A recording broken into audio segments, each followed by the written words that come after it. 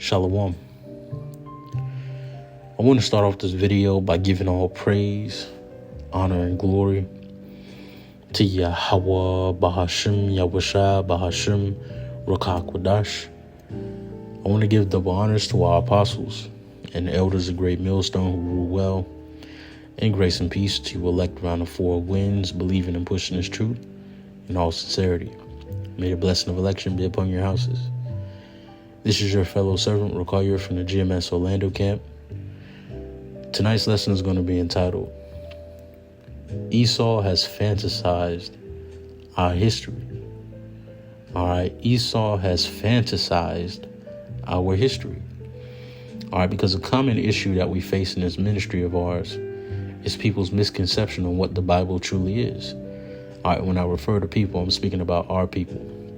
All right, so-called Negroes, Latinos, and Native American Indians. All right, a common issue that we face in this ministry of ours is our people's misconception on what the Bible truly is. You know, because for the majority of our people, the Bible has a mystic shroud around it. You know, the Bible is just a book full of feel-good stories and fantasies. You know, when in reality, the Bible is our history book. You know, the Bible details the very inception of our nation, all the way down to how we find ourselves in this predicament today. All right, slaves in America, Babylon the Great, oppressed under our chiefest enemy, Esau, even the so-called white man. All right, the Bible details it all, the good, the bad, the ugly. You know, how the Lord established his promises and his covenants with our forefathers. All right, how the Lord was with our nation and our nation only. All right, to how the Lord brought us up and nourished us. All right, all the way down to how we disobeyed the Lord. All right, disobeyed the Lord's covenant. All right, and fell away as a nation. You know, all the way to the reawakening of our nation as well. All right, the Bible details each and every aspect of our history. And I just want to bring out a couple of precepts going into that point, you know, of how the Bible, you know, is full of accounts. All right, this is our history book. All right, it's not a fantasy book. All right, Esau has done a great job in separating us from our heritage. And one way that he's been able to separate us further from our heritage, along with the different tactics that he's used, such as the Willie Lynch, you know, and dividing our people and binding the strong man, as the scriptures say. Another tactic that the devil has used to separate us further from our heritage is making our people believe that our history or our history book was a fantasy book. A book just full of feel-good stories and fantasies. When in reality, these are accounts. What we read on a daily basis are accounts. All right. I don't like to call them stories. I call them accounts because these are records of what happened to and for our nation. Our forefathers actually went through these things that we read about. And with proper understanding, you understand that we went through these things that we read about because we are our forefathers. These are actual accounts. Our forefathers, some of our forefathers that we read about went through these things, man. And with that understanding comes a different sense of purpose, a different sense of duty. When you understand that these are real accounts, this is real. Not a fantasy. This is a living book. Our history is being written even now, you know, playing out right now as we speak. And it's already been written. But I just want to get into it. You know, Lord, when this is edifying unto you elect. You know, I want to start off here in addition to Esther. In chapter 5 and verse 5, it says, "From my youth up, I have heard in the tribe of my family that thou, O Lord, tookest Israel from among all people, and our fathers from all their predecessors for a perpetual inheritance, and that thou hast performed whatsoever thou didst promise them." You know, and at one point in time, these things that we read about were things that were passed down to our nation from youths up. All right, from our childhood up. All right, these accounts that we read about were passed down to us. All right, because it was history. Because it was things that we needed to understand and internalize, like all history. You know, the reason why history is important in the first place is because you don't want to repeat the same trends that you did in the past, especially if you made the wrong decisions. You know, so these different accounts were left for our nation to read and to understand, so that we don't go down the same road, the same path of disobedience. And now as we read these things, you know, we're learning from these different accounts. You know, it's giving us a hope, you know, of the future, like it says in Romans the 15th chapter. All right, let's get that. It's restored our hope, you know, as we read these different accounts, because it's all coming back to us. This is our Romans chapter 15 and verse 4. It says, "For whatsoever things were written aforetime were written for our learning, that we through patience and comfort of the scriptures might have hope." You know, and all these things, all these accounts were written for our hope. You know, they were written for our learning, you know, so that we might see the shortcomings, you know, the bad decisions, the good decisions, you know, the good examples of our forefathers, and learn from these things. And as we learn, you know, from the different mistakes, the different shortcomings, the different righteous, you know, forefathers, it renews our hope.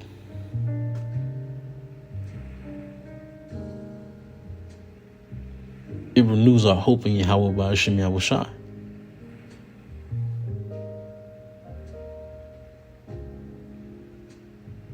But it says, "For whatsoever things were written aforetime were written for our learning, that we through patience and comfort of the scriptures might have hope." You know, and these things were written, you know, once again, for our learning. All right, for our learning from our forefathers. You know, how they move. You know, like it says in Job the 8th chapter, we're preparing to search for our fathers. You know, and as we prepare to search for our father, we're actually realizing that, you know, we come from a royal stock.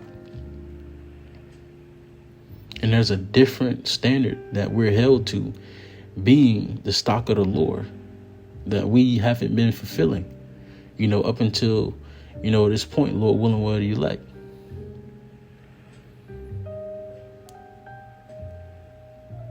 And we're coming back into that knowledge. You know, another thing I wanted to bring out tonight was this here in First Maccabees. Now, there's many different accounts, all right, that we can bring up, but I just wanted to bring up these. All right, this is First Maccabees chapter 1 and verse 1. It says, "And it happened after that Alexander, son of Philip, the Macedonian, who came out of the land of Chittim, and had smitten Darius the king of the Persians and Medes, that he reigned in his stead the first over Greece." All right, now, you know, you may ask, why did you bring this out? All right, because this is history. All right, what we read in the Bible, you know, especially when it comes down to prophecy, you know, Daniel the 7th chapter, Daniel the 2nd chapter, and Daniel the 8th chapter, you know, Revelation the 20th chapter. All right, the different prophecies, you know, going into the different empires, all right, and how Esau would rule. All right, and even going into this history of Alexander the Great are things that actually took place. The world likes to call it secular history. All right, but these are things that actually took place. And as we understand, you know, and we come to the understanding that the Bible is a history book, all right, we start to understand and comprehend the different mysteries contained within the Bible, such as the mystery of the Gentiles. All right, because as you read in the Apocrypha, especially in the book of 1st and 2nd Maccabees, all right, you read about how our people went through the period of Hellenization, all right, during the Greek Empire, all right, and how our people essentially became Gentiles because they followed and they kept the customs of the Greeks, the Greekish fashion. All right, and at one point in time, going into Second Maccabees, the 6th chapter, All right, it was unlawful for our people to profess themselves at all to be Jews. All right, matter of fact, we can read it.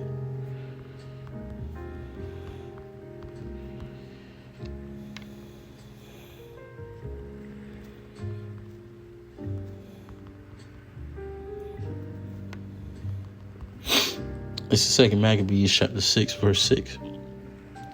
It says, neither was it lawful for a man to keep Sabbath days or ancient fasts, or to profess himself at all to be a Jew. All right, so as we understand and comprehend this history, we understand how the New Testament speaks on Gentiles and who those Gentiles in the New Testament were. All right, they were the Israelites who fell away, all right, from their heritage and became Gentiles, after the Greekish fashion.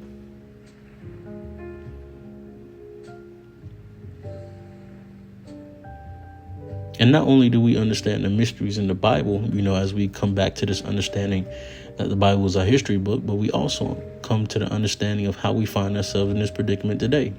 Why we are in the corners of every street. Why we have to go to our enemy for the one of all things. Why it seems like, black on black violence, Latino on Latino violence, and native on native violence is more prevalent in our community. Now we understand why, single parent households are a common occurrence in our community.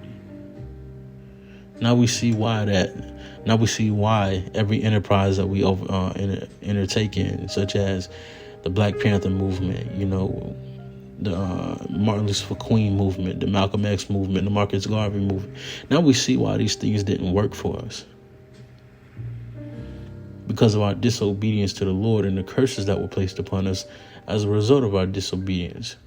And how the Lord proclaimed that we would have to wait until he rise up to the prey, until he liberates us. But with that being said, that's really all I had to say tonight. Just want to get into a quick lesson, on how the Bible is our history book. And Esau has done a very good job in fantasizing our scriptures. Because as the scriptures say, let's get this last one in Job. All right.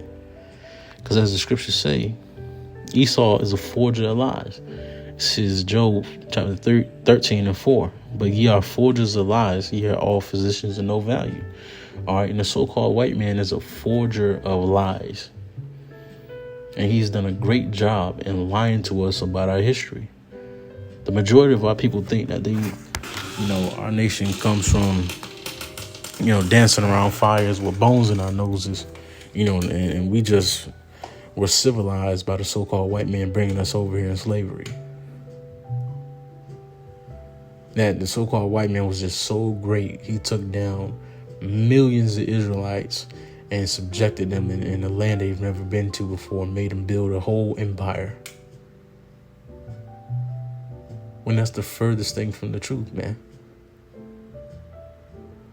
The devil has done a great job in fantasizing our scriptures, to the point where you even have Israelites who believe that the Lord didn't do any miracles. Or that if he did do any miracles, it's witchcraft. Or to the point where Israelites don't believe in chariots because that's too fantastical.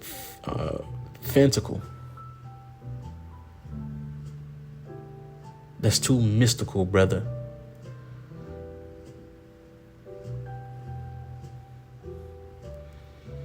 The world is going to see, as well as we see, or as clear as we see, that the Bible is a real living book, contained with accounts and reality, But with that being said, Lord wants to edify unto you elect.